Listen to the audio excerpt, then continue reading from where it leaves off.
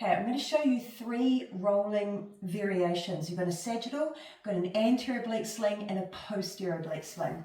So our sagittal rolling like a ball, it's a Pilates movement. So I want you to imagine you're sitting on your sit bones, feet together, knees together, fingertips light on legs to encourage relaxed shoulders. You're going to roll from your sit bones onto the flesh of your bum. So there's me, I've rolled it back. So what I've had to do there is go into a posterior pelvic tilt. So I'm strongly curling my pubis bone towards my belly button as I inhale, roll back, exhale, roll back up.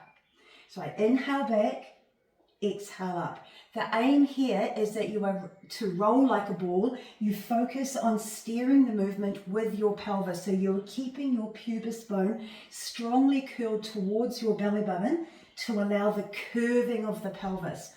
So another cue I often use is imagine you've got no arms and no legs and the movement is being driven by the pelvis. So that's your sagittal plane rolling. Anterior, so let's do posterior oblique sling first. So posterior oblique sling, you lay on your tummy, arms and legs out in a star. So wrists wider than shoulders, feet wider than hips.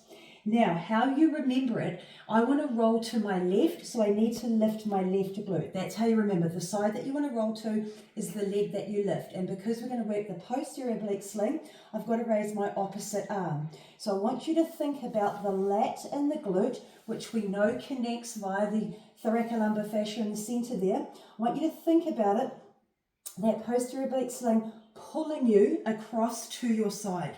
The side of your body, so you're resting on your greater trochanter, and then you would smoothly lower back down.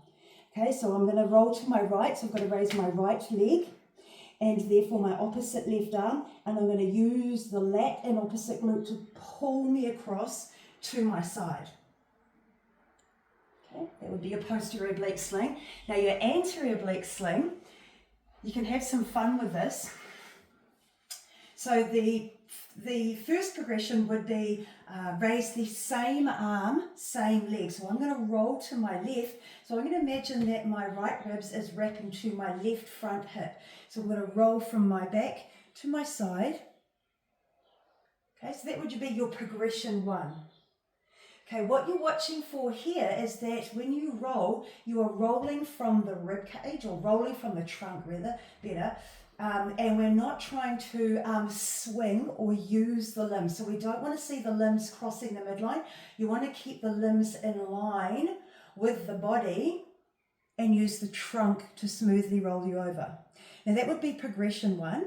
If you want to have make a movement flow, progression 2, you could do a frontal plane movement, come up into a Z sit.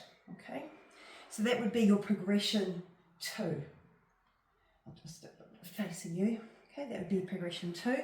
From there, you could go into a window wiper, lower back down onto your back. Now this is where I can change direction. So I'd roll to right now.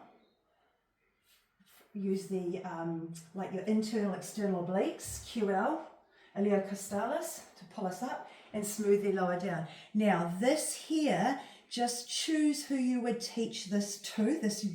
This people may not be ready for this. And also the disclaimer, if you're going to teach a Z sit, you must Google the test for an anteversion and a retroverted hip. Please do not go into teaching Z sit or window wiper work until you do that test first. And then you build up to 10 repetitions of that progression.